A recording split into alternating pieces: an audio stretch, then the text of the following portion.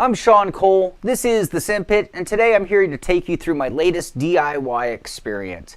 And when I think back of all the years that I've been doing this, I think it was the DIY Simrig that really started my major passion for sim racing. And lately, the latest craze in sim racing is the aluminum profile chassis, and you see all the manufacturers, Sim Labs, Track Racer, GT Omega, Next Level Racing, everyone is making one of these style of rigs, and the modern version from these companies are rather affordable.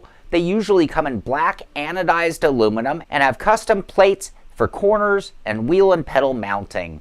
However, at the heart of all of those designs is still the aluminum profile chassis, aka 80/20, aluminum extrusion, profile tubing, whatever you want to call it. And it all makes perfect sense. This stuff is basically a big boy adult size erector set. It has endless design options, unlimited add-on ability, and they are indestructibly strong. Perfect for a sim rig. For me, I'm rather lucky. I have a giant stack of this aluminum tubing laying around the studio. I use it all the time for camera mounts, lighting mounts, and it's been a while since I built a sim rig out of this stuff. And coming off that wood rig that we recently built, I loved that design, but I wanted to build one out of metal that we could continue to expand on in the future, which is one of the huge advantages of a profile style rig. I also happen to have a Tenzo racing seat that I've used so many times over the years. I think of how many DIY rigs that seat has been on. It's good old reliable, and we'll use it again today, but obviously for your own DIY build, you'd need to supply your own seat. Now, my design was going to be limited by the stack of profile tubing that I had on hand. I was going to be using a series of 36-inch, 24-inch, 18-inch, 12-inch, and a few cut down to about 7 inches long.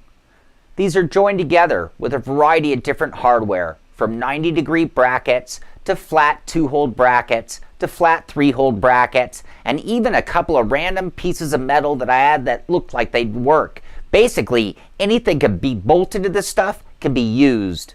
The nuts and bolts for the 80/20 tubing are very clever. It's a small square nut of sorts that slides down the grooves, and then a bolt that will go through the hardware and tighten into place, squeezing that tubing when tightened down. Loosen it up and the part will slide again semi-freely.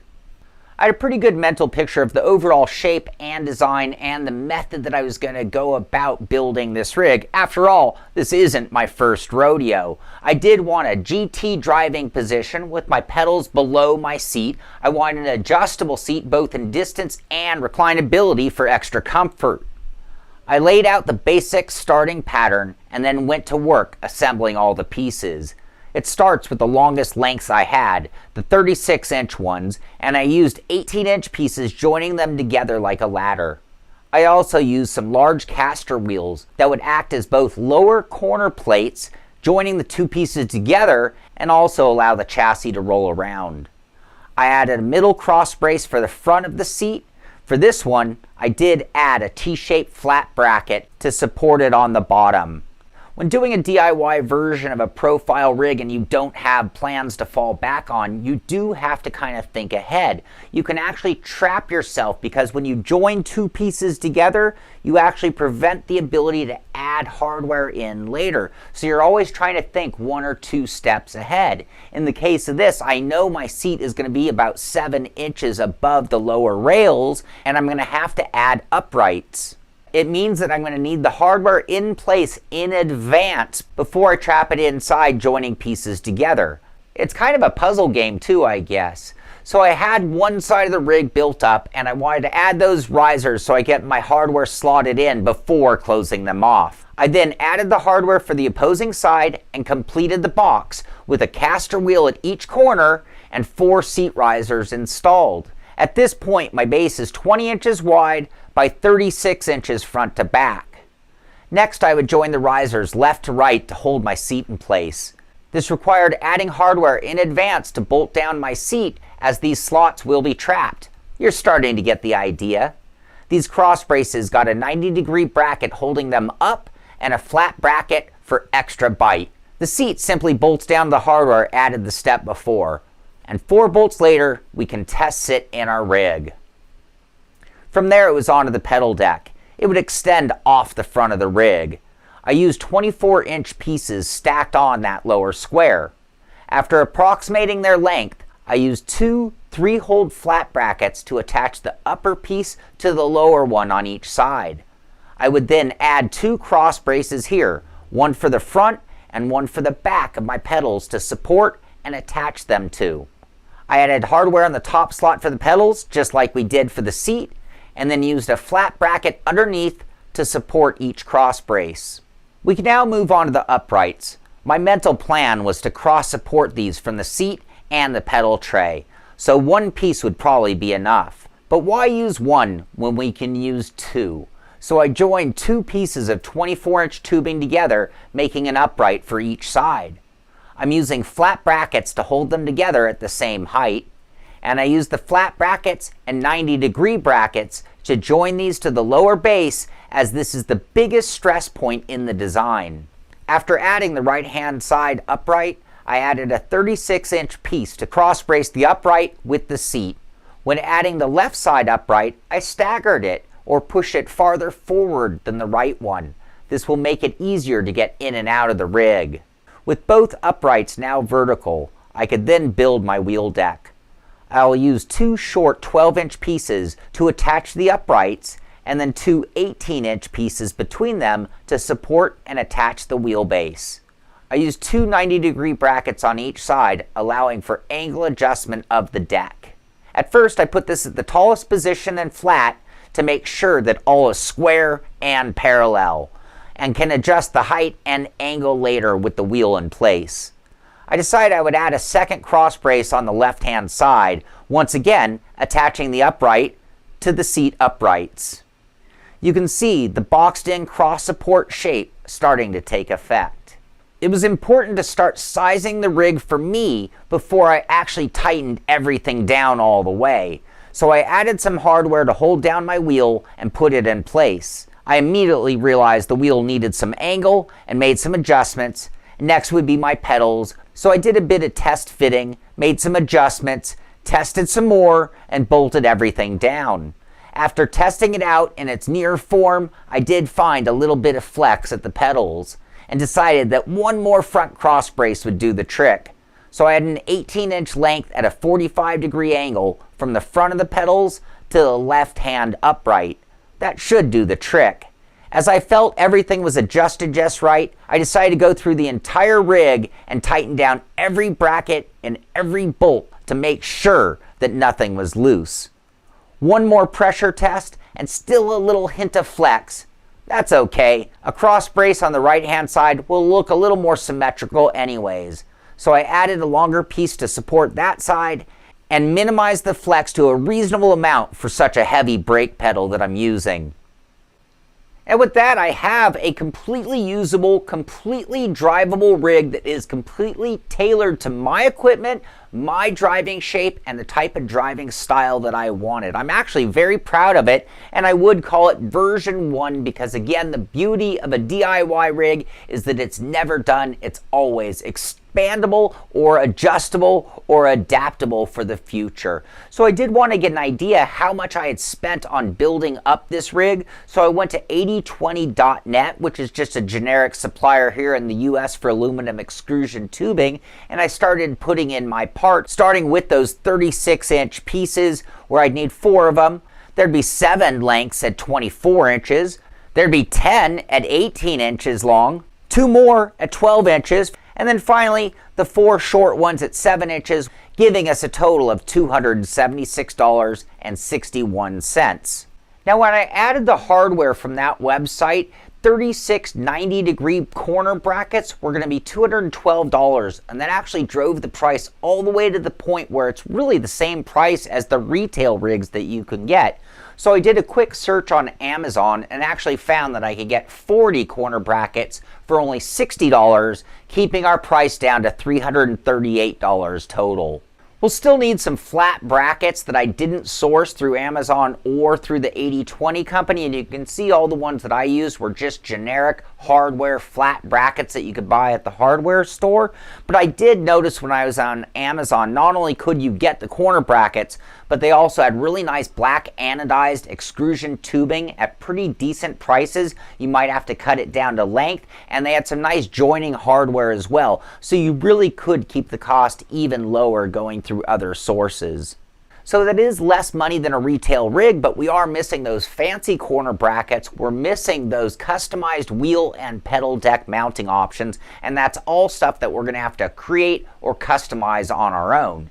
Now in my design, I used what I had on hand. Now I could have cleaned things up if I was purchasing it all brand new, and again, going back to 8020.net, I could have made the lower bars 48 inches long. Along with that, I could have eliminated a couple of the cross braces, and I could also switch the uprights from single wide to double wide pieces, making it that much cleaner, and overall saves us $50 over the other design, keeping it down to about $300 plus adding your own seat.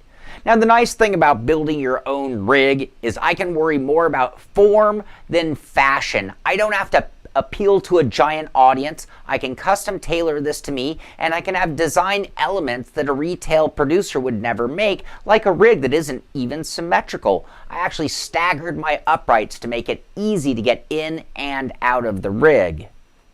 In addition to that, it has a lot of very strong places to put your hand on to help lower yourself in or climb your way out. As far as the driving position goes, this is one of my all-time favorites. Why? Well, because it was custom built by me, for me. I was not done adjusting this rig until every single component was exactly where I wanted it to be. If I felt my wheel height or angle or distance was wrong, I could make any adjustment I needed to achieve perfection. In fact, I don't think another rig on earth can compare on this level, even other retail profile rigs. Granted, my old seat might not look the prettiest, but it is a very comfortable seat, and with its recline, I can even relieve my back on long runs. Most of the sim racing world has left reclining seats behind, and if you are doing a DIY rig and purchasing a seat, I highly recommend it. From there, we can move on to the rig's strength. I have used the word indestructible several times in this review, and it is well warranted. And in theory, that is the case, but it is also somewhat dependent on your design and your build. In the case of my design, it is extremely strong and rigid. However, because it's sitting on casters on carpet, the rig will wiggle on top of them, even with them locked down. This is not flex or movement between the wheel and seat, as much as the entire chassis kind of moving at extreme moments, which is really only when you're sawing on the wheel back and forth quickly. I could remove the casters and return, the wiggle would go with it. However, the way it wiggles is not noticeable to me when driving. The bottom line is this: outside of it being just kind of silver, ordinary, and plain looking, it's kind of just all squared off and industrial looking. This is one of the greatest driving sim rigs that I've ever used. So you got to kind of weigh that right there. So why would you build a rig like this? Why would someone go down this path? And I think the first one being is the sense of satisfaction, the ability to do it, the ability to build something yourself instead of depending on someone else to do it for you. You also have to appreciate the endless design, the endless options, the endless amount of add-ons. If I wanted to put a monitor stand on this, give me a few more sticks, give me a monitor mount, and we could just bolt a monitor right to the rig.